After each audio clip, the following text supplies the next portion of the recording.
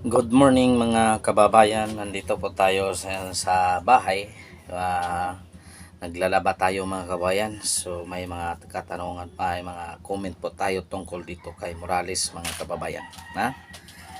So by the way mga kababayan, bago tayo mag-proceed, hihingin ko lang sa iyo ang iyong suporta.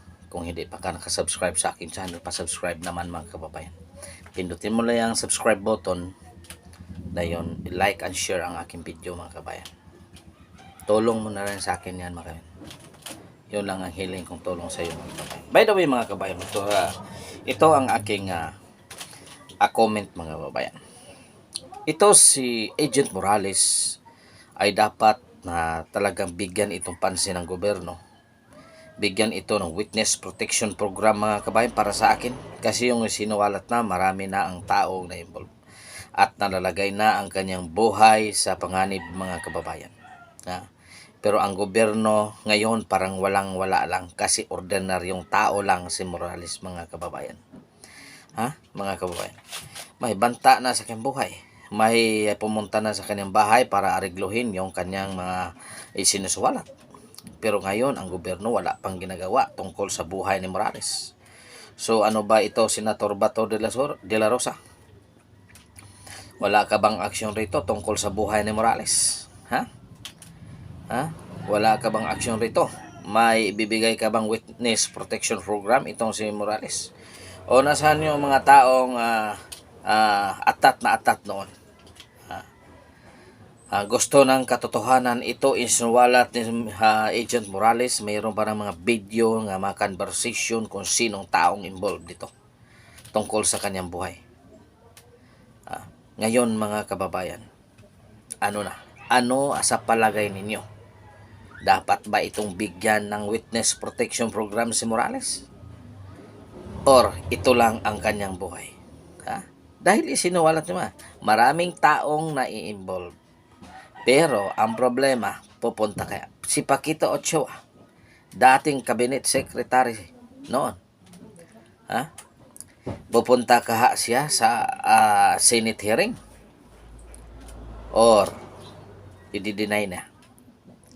Kung pupunta siya, aaminin kaha niya? Si Paquito Ochoa, baliw? Aaminin niya ang totoo? Mga kababayan, ito talaga mga kababayan, dapat ito lang bigyan ng batas na pinakamatapang talaga na batas mga kababayan. Walang kinikilingan, walang prinoprotektahan, serbisyong totoo lamang ang batas na ilalagay dito. Ang buhay niya, tingnan mo, buhay ng Morales. Nagsasabi ng katotohanan, pero binibigyan ba ninyo ng witness protection program?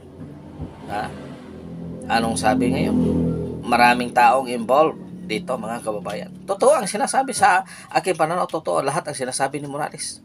Kasi tuloy-tuloy yung kanyang mga sinasabi. Hindi yung yung script na pautay-utay. Kasi kapag may script ka na sinusunod, pag sunod tanaw, ganoon pa rin. Pero si Morales, ito pa rin tuloy-tuloy.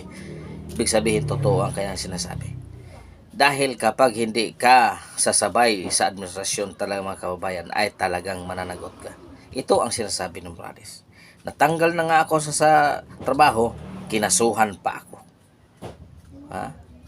Yun, ang katotohanan mga na. Bakit siya tinanggal? Kasi yung kailan inooperitan isang kilalang tao sa ating bansa na ngayon ay isang presidente na.